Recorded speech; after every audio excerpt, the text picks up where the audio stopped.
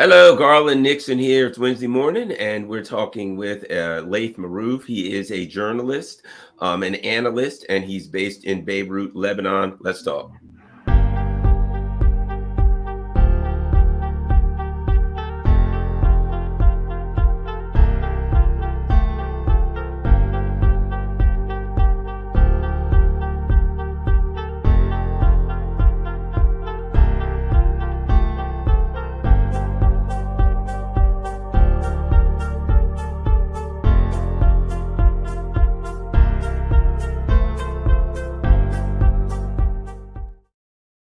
All right, so we're going to talk with Laith Marouf about what's happening in the region. We got a bunch of things we got to talk about Laith today, but let's start with this. We had a very significant act that was done here, not far from my office, in fact, right in Washington, D.C., at the Israeli embassy, where a man by the name of Aaron Bushnell martyred himself. It makes me think back to I believe it was a Buddhist monk, that a guy who did that in Vietnam way back when. How is that being viewed in the region? Well, first off, I'd like to send my condolences to Aaron Bushnell's family and to all the servicemen in the U.S. that are standing in opposition to the genocide being committed in Gaza. We look at how the people have been responding here in Palestine, in Lebanon, in Yemen. It is overwhelming sympathy and support. People are calling him the martyr of Palestine, the American martyr of Palestine, and they're even using the Arabic version of his name is Harun. They're calling him Harun al-Amriki, American Aaron. There's so many posters and art that has been produced with his image being on fire. And this tells you, of course, and for people to use the word martyr when they're speaking about somebody like Aaron, this is now crossing any religious or sectarian lines, because some people, like the Wahhabi cult, will be claiming that, oh, well, he's not Muslim, he can't be a martyr. But we heard a overwhelming use of this word martyr when describing Aaron. You look at what he wrote before his immolation. It is clear that he was doing this as a way to wake up the populace in the United States, to show that even within the armed forces of the United States, there is clear disillusionment with how the leadership in the U.S. is dealing with Gaza and the genocide there. One thing that our listeners, viewers should note is he was doing intelligence and work for the Air Force. He was looking at classified files. He knew that actually there is American servicemen that are on the ground in Gaza, specifically from the Air Force, that are fighting on behalf of the United States and Israel. And that, of course, was forced on these servicemen. They got orders to abide by. And, clearly many of them are not happy to have to use their knowledge and their experience to commit a genocide in Gaza. Again, once more, all of us here feel sympathy and send our condolences to his family and the communities that he serviced. By the way, he did a lot of volunteer work from what I read, servicing homeless people, food banks, what have you. This shows you how much of a human being he was, and how proud he was of trying to serve his country the best way he could, joining the Air Force. And so this is, I think, a moment that is opening a new chapter in this discussion in the United States. He's going to be remembered as an iconic moment. And I want to note that there was even American citizens that emulated themselves during the Vietnam War, not only Vietnamese monks and those who clearly were part of the change in dialogue about the Vietnam War inside the United States and made their mark. Maybe we all remember Aaron in the best form that he was in. Yeah, that was good. And the other thing that makes me think about is this. I just read an article where the US they've got to downsize the military by 25,000 people because they can't get enough people to join. And I think what we're seeing is the reality that the ruling elite of the US is so brutal, so dastardly, so evil that the people of the US are rejecting it, that people will be happy to join the military in a country if they feel as though they're there to protect their country.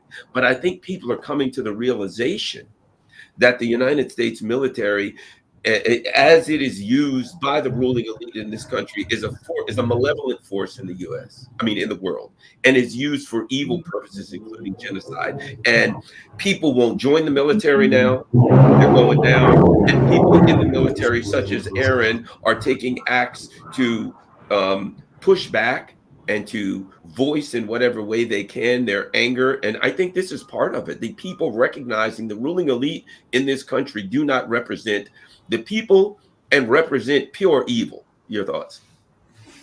Yeah, I mean, it's hard right now to avoid the truth. You know, there's so much on social media, even with the fake mainstream media trying to hide the truth about, for instance, Aaron and his story, and or try to delegitimize him or defame his name. It's out of the cat is out of the bag. It is impossible right now to say that you don't know what is happening in Gaza. And looking at the commemoration events that happened in DC in front of the Israeli embassy, having all these servicemen show up and give speeches about what they feel, amongst, of course, the diversity that was there: Jewish, religious people, Christian, Muslim, white, black, brown, red, everybody was there. And we saw the true face of the citizens of America that want to have a better leadership in their country, that want to better their own country, not at the expense of other human beings on this planet, that see possibilities for them to correct the path of history that their country is leading, and of course, are getting desperate in their quest because the media is silencing them, the politicians are refusing to represent them, and seeing Aaron Bushnell take the ultimate sacrifice, in a public space like that and broadcasting it so nobody can hide it. Some of your viewers could remember that in December also there was another woman that emulated herself in front of the Israeli consulate in Atlanta, but that media killed that story, hid her name. We don't even till this moment know her name.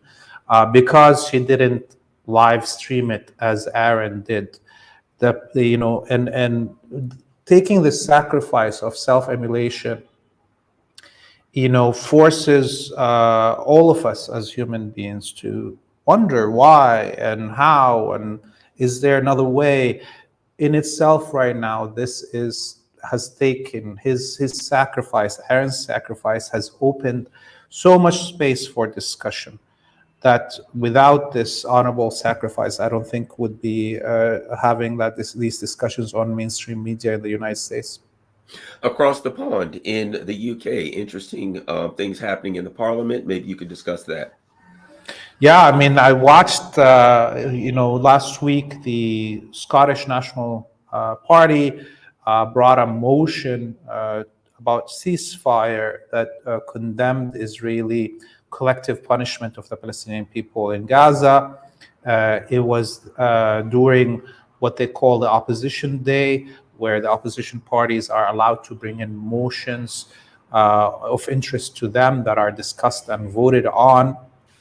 And out of the blue, the Labour Party, who the Speaker of the House in the United Kingdom is a member of, put so much pressure on the Speaker of the House to violate the rules of the House and the Roberts rules and all the decorum of the Parliament in the UK, where he didn't allow even a discussion of the motion brought by the Scottish National Party, and allowed a counter motion from the Labour Party to be discussed and voted on, which of course brought the Speaker of the House into disrepute. The whole House went into flames, and they voted on the Labour motion without discussing the Scottish National Party motion. This led to the Speaker of the House claiming the next day that the reason he, took away the democratic rights of the Scottish people is because some of these MPs would have received death threats, and their lives would have been at jeopardy if they would have actually discussed the Scottish motion. And of course,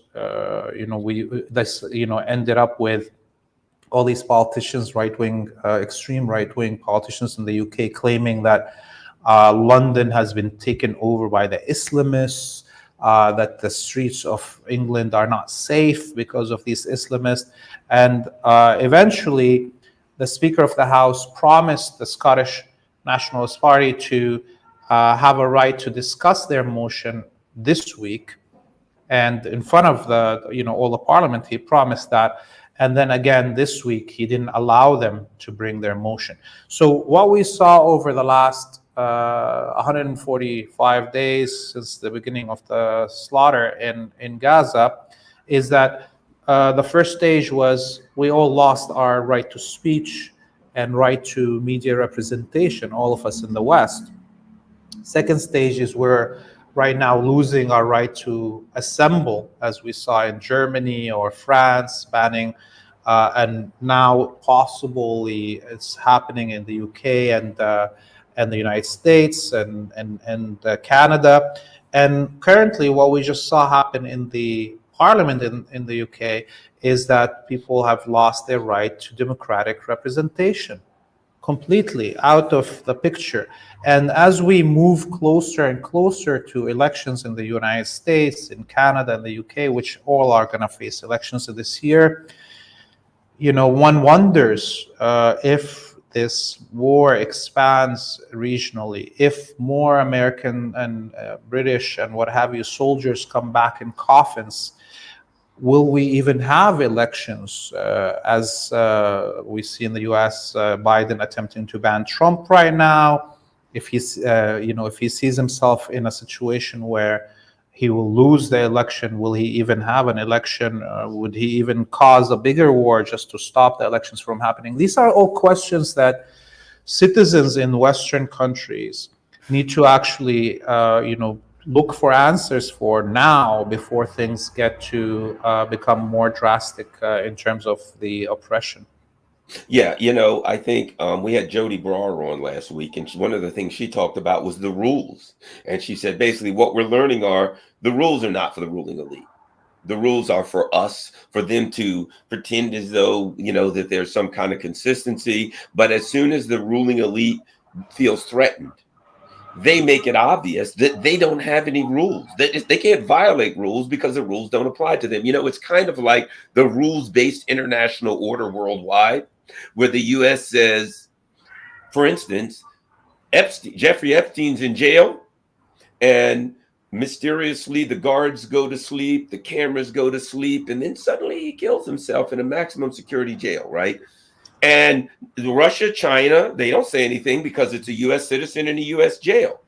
Navalny dies, and all of a sudden the U.S. says, "Oh, the world, it's a Russian citizen died in a Russian jail. We don't have an autopsy. We don't have any idea where he died." So the rules-based order says the ruling elite, the U.S. in this instance, can do whatever they want, and we can accuse you of violating any rules, this separate rules. And I think what you're saying about what happened in the parliament, what you're saying about this, all in the American people, the Canadian people, et cetera, are learning that there's an illusion that the ruling elite adhere to some set of rules. But as soon as they feel threatened, they get aggressive and they just make it clear, nah, that we don't want people to talk about the genocide. We're just going to do whatever we want to. And I think that's what we're looking at lately. Yeah. I mean, obviously, all these freedoms and rights were all just theatrical. As long as your speech or your media production doesn't threaten the elite, really, then you can say whatever you want to. But the minute your speech, your media production become actually effective and garner a viewership, a listenership, as happened to you and me, for instance, we got deleted from Twitter. So similarly, right now, this theatrical democracy that we have, the two-party system in the U.S. or the multi-party system in the U.K. and Canada, the minute it's clear that somebody who is challenging to the elite could get elected, those rights are going to go out the window. And as we look right now with hundreds of thousands of people in the street in the United States and the UK and Canada, what have you, and that's all before any dead American soldiers are brought back in coffins or Canadian soldiers. Imagine in the next week or so, 2 weeks before Ramadan starts, if we are in a wider regional war with all the axis of resistance versus the US, Canada, the UK, and Israel, with Iran still on the side, because I don't think we're going to have a direct war with Iran anytime soon yet. But imagine that situation with what does this mean? If there's already 100,000 people in the streets right now, definitely there will be millions of people in the streets. How this confrontation, we're seeing already the confrontations with the police in these countries, with the demonstrators, how this will escalate, and how will these elite be able to pull lid on it and or control the situation. So I see us moving closer and closer to calls for martial law in these countries. We already hear the Zionists asking for that. A total ban on demonstrations in Canada has been brought up multiple times by the Zionist lobby and their representatives in the parliament. Similarly, this is now happening in the UK. So I think as we this war expands, anybody that is interested in saving their own states from these elites that are not responding to their populations, anybody that wants to make sure that even this theatrical democracy or theatrical rights that we have don't totally disappear, needs to start organizing now with the seriousness of these possibilities that we're being faced with. I agree. Let's next talk about this discussion. You're in the region. So Biden, when faced with a humiliation in Michigan, the people up in Dearborn, the Arab, the Muslim community, and the people who were aghast at this genocide, said we're going to try to get 10,000 people to vote uncommitted. 100,000 people voted uncommitted. Biden, in facing this debacle, suddenly said, "Yeah, we're expecting a ceasefire by Monday." And Israel and Hamas said, "We don't know what the hell he's talking about." Right? Clearly, as the Biden administration, as a ruling elite tends to do, they just make something up. Right? What are your thoughts? And then we find out they claim, no, we're talking with the Palestinian Authority. Well, that ain't going to get the Palestinian Authority. In other words, they're looking in a mirror, talking to themselves. And if that's even happening, let I understand the prime minister of the Palestinian Authority resigned. What's happening with the Palestinian? Well, let's start here. I want to ask you about that. The resignation of the prime minister of the Palestinian Authority, does that mean anything at all? Yeah, I mean, it doesn't mean nothing, anything really. What was he governing, this prime minister? He was governing nothing. And similarly with Mahmoud Abbas. And people have forgotten even that he existed, Mahmoud Abbas, in general. And what we see is the West and its local vessels, Jordan, Egypt, the Saudis, the Qataris, the Turks, trying to revive the Palestinian Authority and give it some space again. And because it lost all credibility from the Palestinian population, they think that creating a new government will give it some platform. Obviously, this is not going to change the reality that the Palestinian people don't have any trust with the Palestinian Authority. And clearly, the main problem that the Palestinians have with this authority is that it cannot protect them from attacks by settlers and or the Israeli military inside the West Bank and in Jerusalem, let alone in Gaza. And in fact, the Palestinian Authority security forces are collaborating with the Israelis in identifying any Palestinian that does not agree with the authority and or the occupation, whether by words or deeds or even carrying arms. So up until now, since October 7th, almost 10,000 Palestinians were rounded from the West Bank and East Jerusalem and thrown into the Israeli dungeons.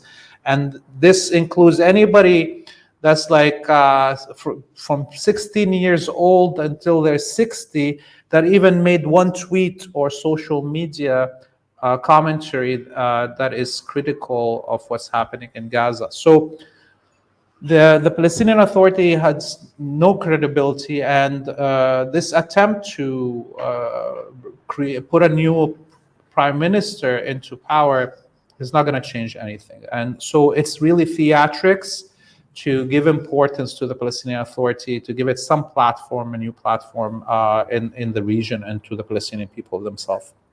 I did want to ask you about this. The talk of what's going on at the crossing with Egypt, the discussion of the friction between Israel and Egypt, the attempt to, the discussion of building tent cities in the Sinai, and this move to expel the Palestinians. What do we know about Egypt in a precarious position? I mean, of course, Egypt is leadership is what it is, but in addition, they've got great financial issues that is being used clearly as leverage against them politically, geopolitically. What about Egypt and this friction about the attempt to expel the Palestinians into the Sinai? Your thoughts on that? I just watched a video of Palestinians that are camped on the border with Egypt, and the fence is there, and the Palestinian youth are trying to talk to the Egyptian soldiers, and the Egyptian soldiers are crying.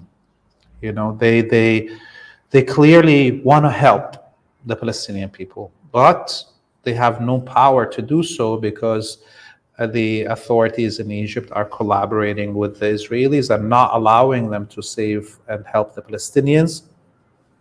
In the last day, there was only 8 planes flown by Jordan, Egypt, France, Qatar to drop aid on Gaza. In fact, the king of Jordan got on one of these planes and filmed himself, in his gear and pushing these crates out of the planes.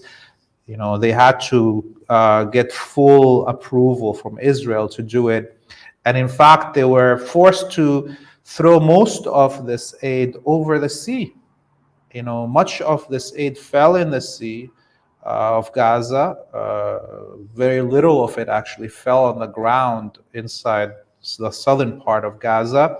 And we saw videos of the Palestinians jumping in the water, swimming, trying to catch bring back some of the aid that fell in the water, and getting shot at by Israeli warships. Similarly, we watched videos of these crates being shot at as they were in the air by Israelis, and one of them breaking apart and falling down.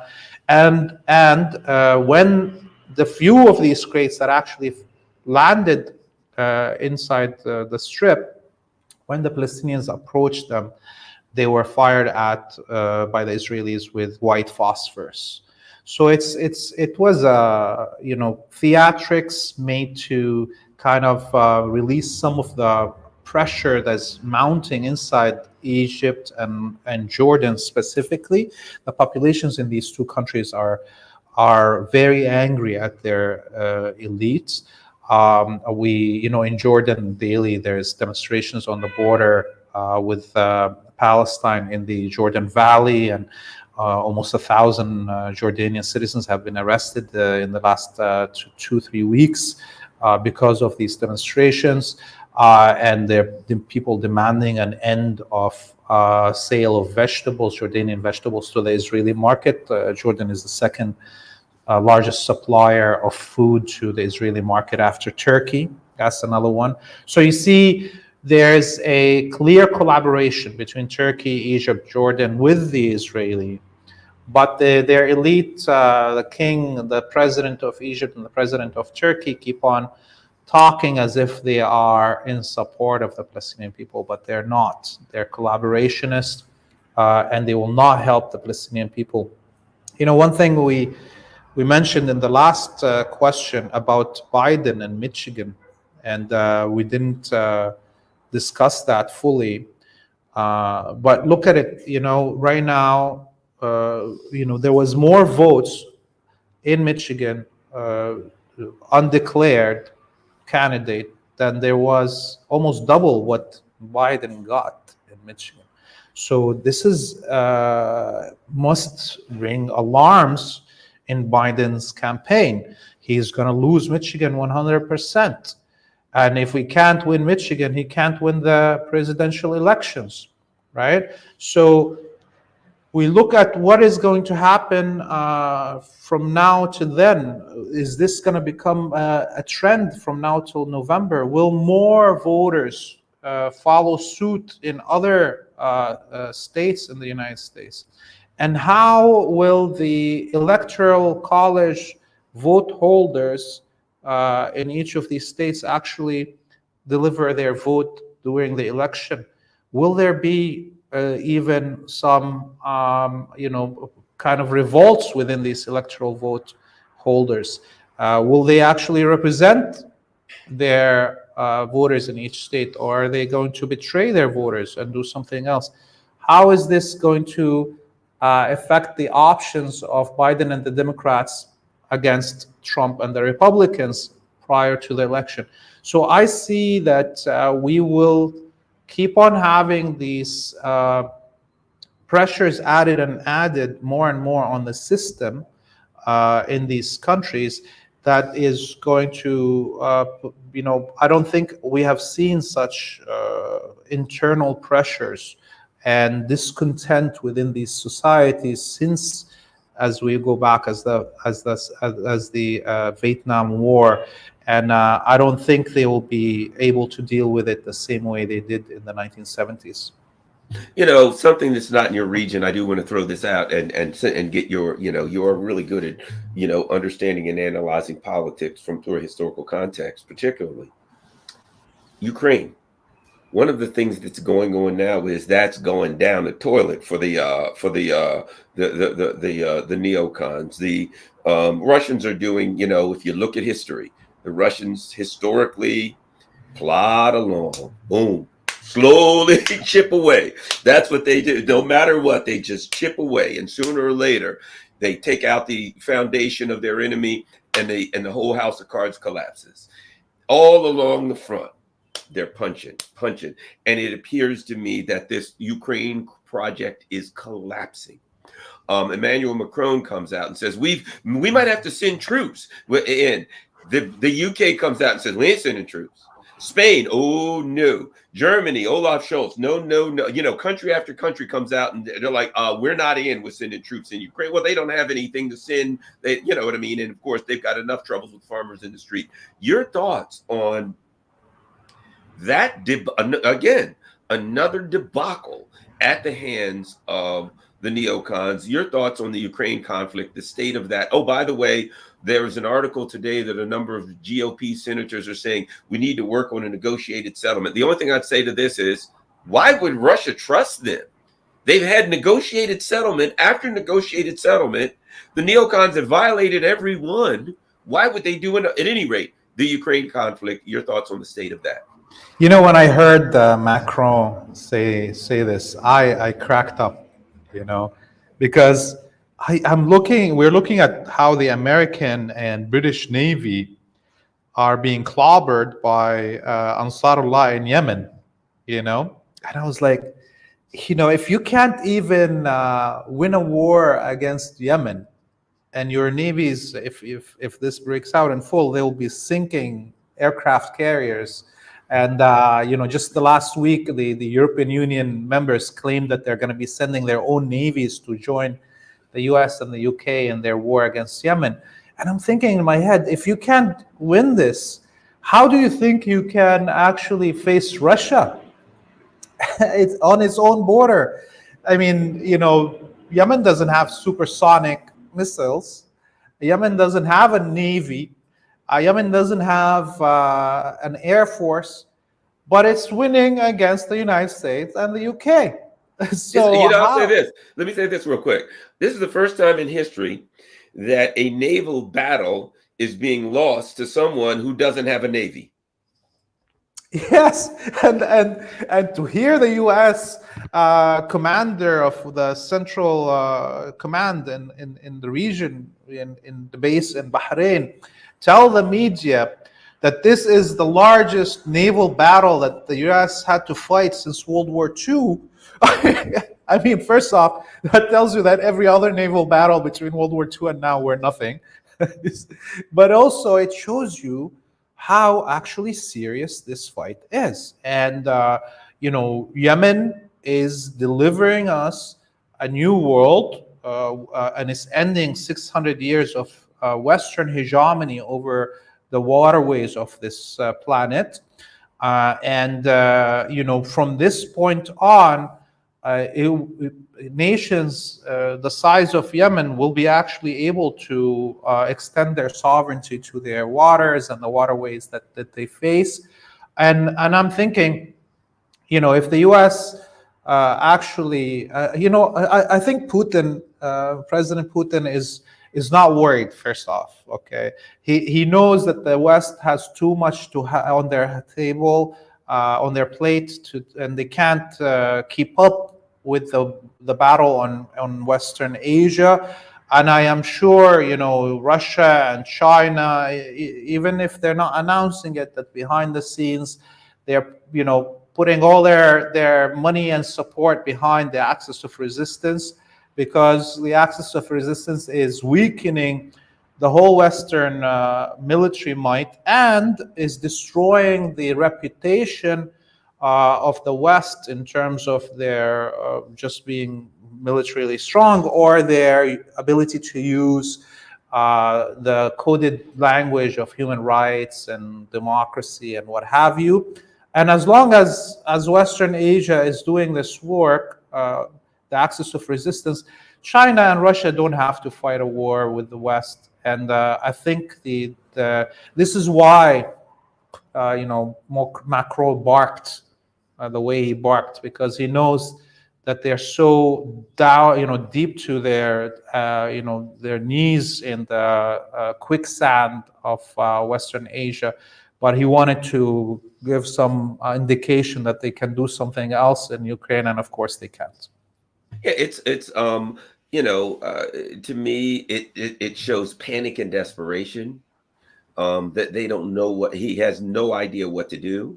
It seems to me they were kind of like you know what it kind of reminds me of? Like you see a movie where a guy goes to rob somebody and he puts his hand in his pocket and sticks it out like he has a gun, but it's just really his finger in his pocket, and tries to rob a guy using his finger, pretending that it's a gun. That's kind of like they're trying to pretend to the Russians that they have some military leverage, that they've got, and they're out of military equipment. They're you know, I have to show you this. Wait a minute. We've got to look at this. Give me 1 second to find this. Here we go. This is the mighty UK. This is the mighty NATO Navy. We got to look at this. Let's look at this. I've gone over this before. UK nuclear submarine had its broken bolts fixed with super glue, right? And they go on. The British Navy ordered an urgent investigation this week after finding that the broken bolts in a nuclear submarine were fixed with super glue, right? Well, they should have used duct tape. Yeah, exactly. At least 7 broken bolts on the submarine's reactor chamber. The nuclear reactor chamber were glued on instead of replaced. They originally broke due to over tightening. The bolts were found just as workers were set to fire up the reactor to full power for the first time. Well, it's a good thing they didn't fire it up. Nobody would have had to nuke them. They're about to nuke themselves, right? There was another story also last week of the British trying to test their Trident missiles, their nuclear, and 2 of them backfiring. You know, luckily there was no nuclear heads in the tests on them, but they can't even use the Trident missiles. So they were having some kind of anti-Russia exercises, and the UK was supposed to send a ship, but they couldn't because it didn't work. They had to take ships out of service because they don't have people to put on them. Their only aircraft carrier can't go because it has a shaft problem. This is like watching an old Three Stooges show. It's a joke.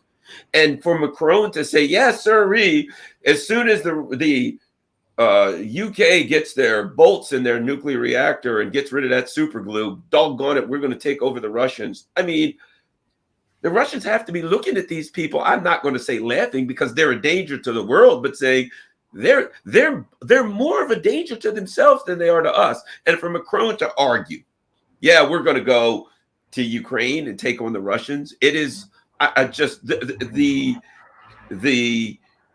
Western military, economic, political instability is. I don't have words to describe it now, Lee. Yeah, I mean, look, France, their Air Force is these Mirage fighter jets that haven't been updated in 25 years. I mean, this is they can definitely not get into an air fight with the Russians with their 6th generation fighters. Much of the West military has been only used to attacking countries that are already destroyed and that have no military technology to counter them. Look at, they need targets like Somalia or Afghanistan and what have you. And the world has changed. Look at what Yemen has been doing. I mean, shooting 3 different MQ-9 drones. These are the most expensive drones within the American arsenal. Or capturing the most expensive submarine drone that the U.S. has developed, capturing it all in whole. This is Yemen. So we're now at a different stage, and there's all these new middle powers that are rising that the U.S. can't even face them, but wants to face the big guys in China and Russia. It's delusions of grandeur, and you see. Much of the elite in the West is still stuck in the moment after the collapse of the Soviet Union, that euphoria that brought us, headlines of end of history, or the clash of civilization and whatever, all these thinkers that came after the collapse of the Soviet Union, and they cannot adjust to this new world that we live in. And I think, unfortunately, because the elite got so entrenched after the collapse of the Soviet Union, and there was no competition to them in the West, in those 30 years, they were able to, now 40 years, every junction of power within society was infiltrated by them, and purged. And there's no opposition within even the bureaucracies that usually carry, get people appointed to them or hired to them because of their merit. Let's say the Secretary of Foreign Affairs, or Department of Foreign Affairs, or what have you, usually have actual bureaucrats that know what they're doing. But now, because of 40 years of no opposition, everybody's been purged, and now we have one color of people within these structures, and they can't even challenge the elected, officials. Yeah, So, I agree. Yeah. Yeah. No, go ahead. You had another comment?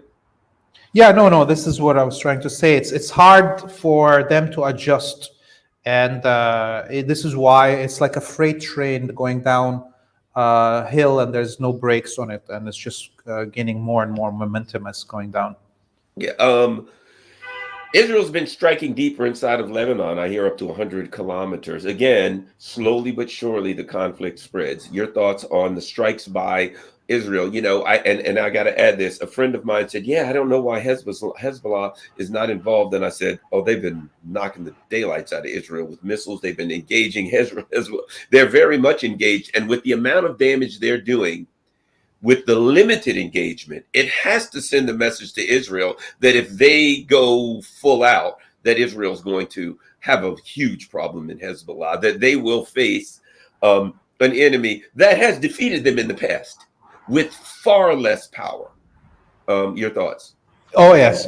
I mean, like today, the chief of staff of the Israeli military was trying to visit a base in the north of occupied Palestine, and Hezbollah chased him across the north, kept on firing every location he arrived. So they knew even his movement.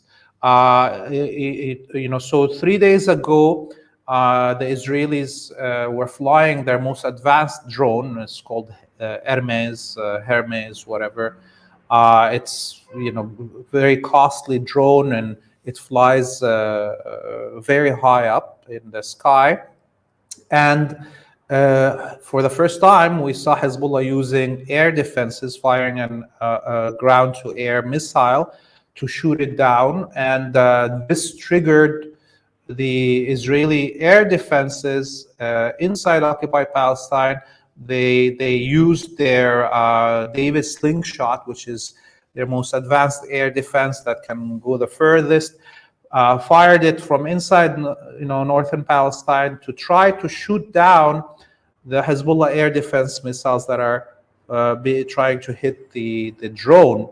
And so we saw these Israeli air defense missiles go over Lebanon, and they couldn't shoot down the Hezbollah ground-to-air missiles, and the Hezbollah managed to shoot down the Hermes drone.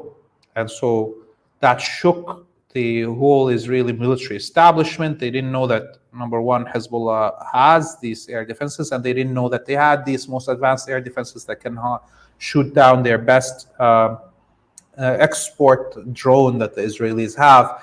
And within an hour, the Israeli military started firing missiles and from F-16s on the location where parts of this drone fell, and those are around the historic city of Baalbakis, one of the most important archaeological sites in the world and recognizable, and to make sure that Hezbollah supposedly doesn't collect the pieces of the drone. And so this is like 100 kilometers north of the border from Palestine. It's practically on the border with Syria, the north part of Lebanon. And in retaliation for now 2 days, Hezbollah has been pounding all of the main bases of the Israeli military in the occupied Golan Heights and in northern Palestine. And they hit targets that are 100 kilometers inside Palestine, just on the northern border of the West Bank, and all these industrial zones around Akka city on the coast, just around Haifa. So we now have the battle zone have widened between Hezbollah and the Zionists. For most of this war has been confined to a 30 to 40 kilometer buffer on both sides that were kind of everybody agreed on that this is the battle zone. Now we are seeing an expansion to larger cities and more important sites and further in. In fact, also just a few hours ago, Hamas announced that they launched a volley of 40 missiles from South Lebanon on the major base for the Israeli ground forces in North Palestine. So this is another development that we see. And with the arrival of Yemeni and Iraqi fighters into South Lebanon right now, we can see that all the axis of resistance is getting ready for the possibility of the front opening up here in Lebanon on a wider scale. It's interesting you said that. Talk about that a little bit. It sounds like, I had read in the past there were a lot of volunteers, fighters, militiamen coming to the border, ready to engage with the Israeli military, and it sounds as though that is increasing. What can you tell us a little bit more about that? Yeah, I mean, we saw after Biden authorized those attacks on Syria and Iraq that the Iraqi resistance groups decided to stop or pause their attacks on American positions inside Iraq. They continued attacking American positions inside Syria. And we saw a flow of these Iraqi fighters now coming to the south of Lebanon and most probably also to the borders of the Golan in Syria. So right now it seems that everybody is expecting that the next stage will be this opening up of this war between Lebanon and the Zionist colony, and most probably that the Golan Heights of Syria will be part of this battle zone.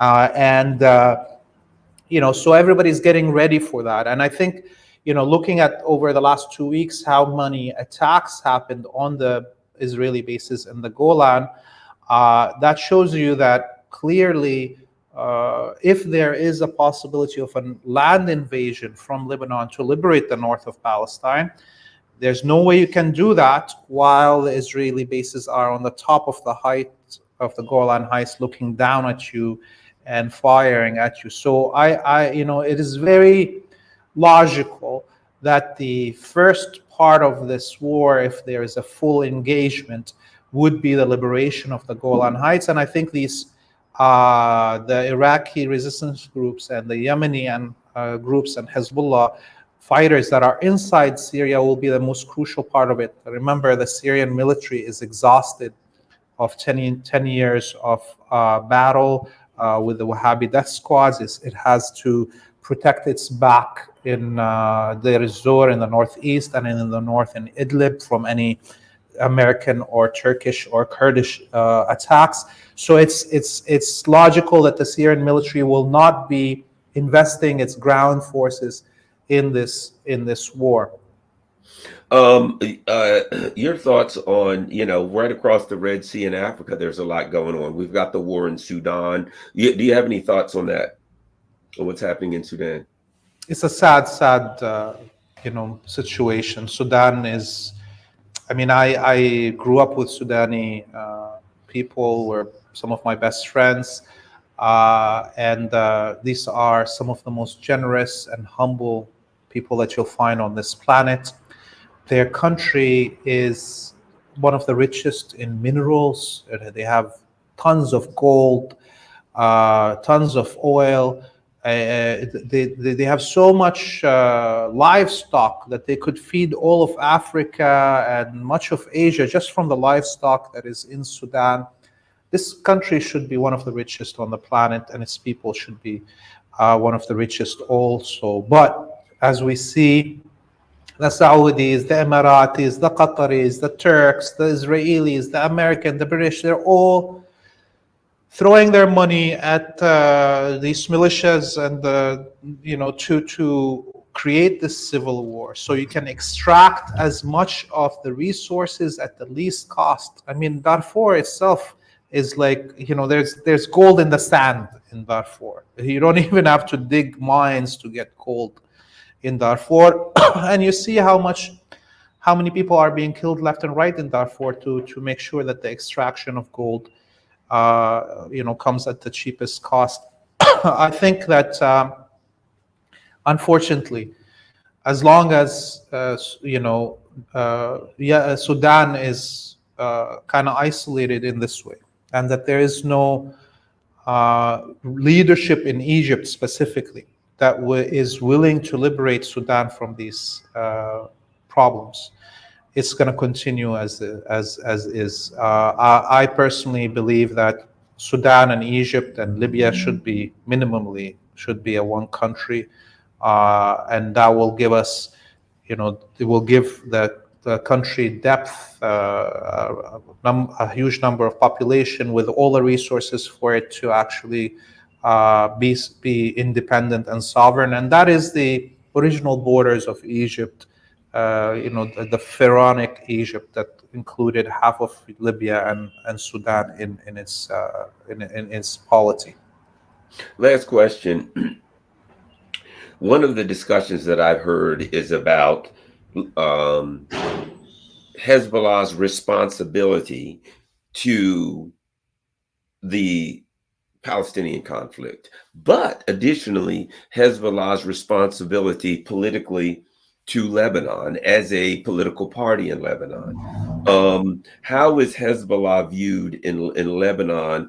Are they getting pushback from Lebanese? Because I've heard these kinds of discussions. Are they getting pushback from Lebanese saying, "Hey, we don't want you to drag us into a war"? Are Lebanese people saying, "Hey, Hezbollah, do what you have to do to protect the Palestinians as best you can"? What is the political situation in Lebanon regarding Hezbollah support? There's so much talk like that in the media to try to undermine Hezbollah and its legitimacy in Lebanon. But I was glad there was a survey done by a Saudi-backed survey company last week in Lebanon. So this is not a pro-resistance company that does surveys. It's connected to the West and the Saudis. And they did a survey that included all sects and all political leanings and ages and so forth. And it was over 70% of the Lebanese people support Hezbollah's position in its solidarity and its acts of militancy against the Zionists. Even when they took a look at the Maronite Christian sect, which is usually represented by the Kata'ib party, the Phalange, the Christian supremacists that collaborated with the Zionists during their occupation of Lebanon. Even within this supposed population that is hateful of Hezbollah, it was 60-somewhat% supporting Hezbollah, blaming the West, blaming Israel, saying it's genocide. So we have, Hezbollah has a plurality of support behind them from all sects and from all religions, Sunni, Shia, Druze, Christian, no matter what the Christian sect that they belong to. And I was personally surprised And when I saw it, I was like, okay, now it's clear that the West cannot depend on internal, destabilization as a way to, get back at Hezbollah.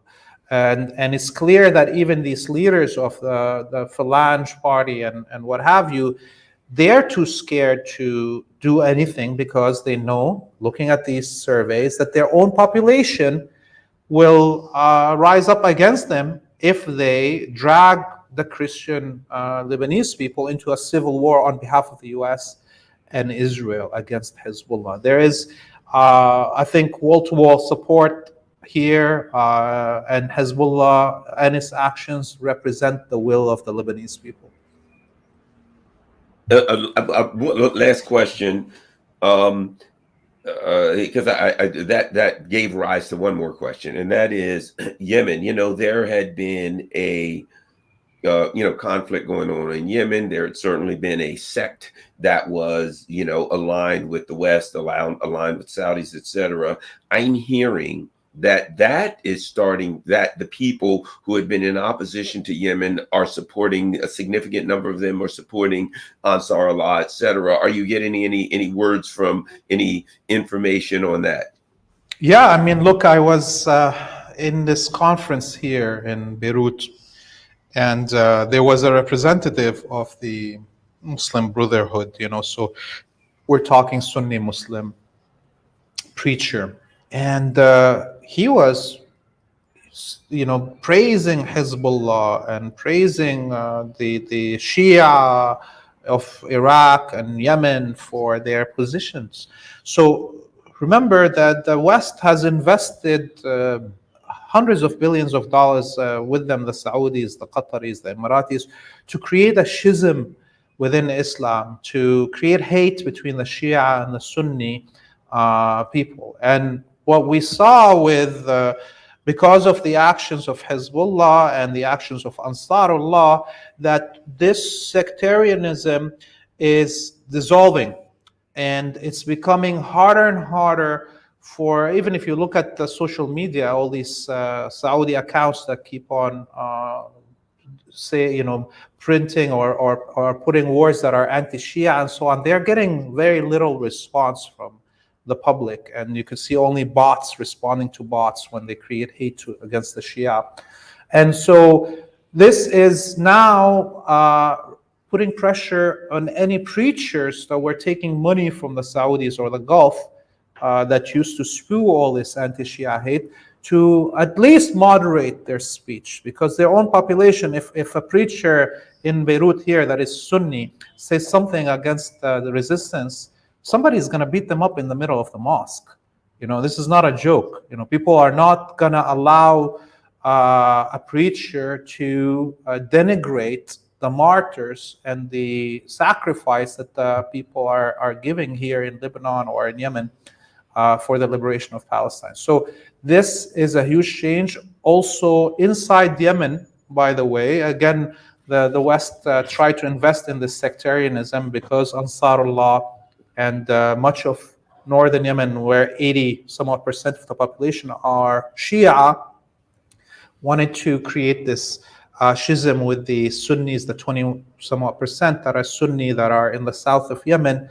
And now we see that Yemenis across the board are coming in solidarity, standing proudly because of their government and its actions in Sana'a. And in the last 48 hours, all the main highways that were cut off and blockaded between the areas that the Saudis and the Emiratis occupy and the rest of Yemen have been opened.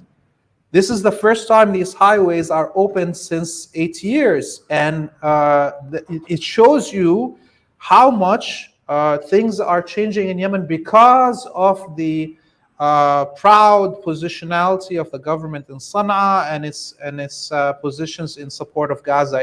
It's diluting all these sectarian feelings in these countries, and we're looking hopefully to unification of these peoples together. Wow, that's really wonderful. You know, again, we see that all of the actions that the ruling elite in the West have taken, that the imperialists have taken, are backfiring. Everything, all the money that they put in Ukraine, all this stuff, and I will guarantee you, the people in Taiwan are looking at Ukraine and starting to think, boy, we don't want to end up. The allies around the world have of U.S. imperialism have to be looking at Ukraine, saying we don't want to end up like that. Not only because the US people are saying, well, if the US walks away and people think that the US will not defend them. No, it's not that they won't. It's that they can't. You know what I mean? That it's worse than the US walking away because they won't defend them. It is the US running away with their tail between their legs because they don't have the power to defend them anymore. Last comment. Last comment, this cat is a tuxedo cat. His name is Filfil, which means pepper, because he's white and black pepper at the same time. And yeah, he's very lovely cat. He's Egyptian Mao, which is probably the most dog-like cat that you can find. He plays fetch. He actually follows me everywhere I go. If you can get a cat like that, get one. They're the best, other than a dog, you know, if you want actually to play with a pet. Thank you very much for having me. Please visit freepalestine.video, donate, send us reports if you want. Help us teach youth here in Lebanon on producing content so we can show you what's happening on the ground. Freepalestine.video is the website. freepalestine.video. Everybody go there. And we are very fortunate to have Laith Marouf. We're really fortunate to have you on, Laith, and for you to really give us the inside information for what's happening in the region. Look forward to having you back on soon. And I am sure that there will be a lot of other content producers on a lot of these platforms that watch this that will want to get in touch with you, that will have you on, and I'm looking forward to that. Thanks a lot. Laith Marouf. Everyone, don't forget, freepalestine.video. You see all the ways that you can contact me, that you can follow me with the exception of Twitter, and that you can contribute. Going across the bottom, go to freepalestine.video, contribute. It's critical. That's something that you can do to contribute to the effort of people who are resisting imperialism worldwide, who are working to provide an alternative to the mainstream media. Thank you very much. We're out.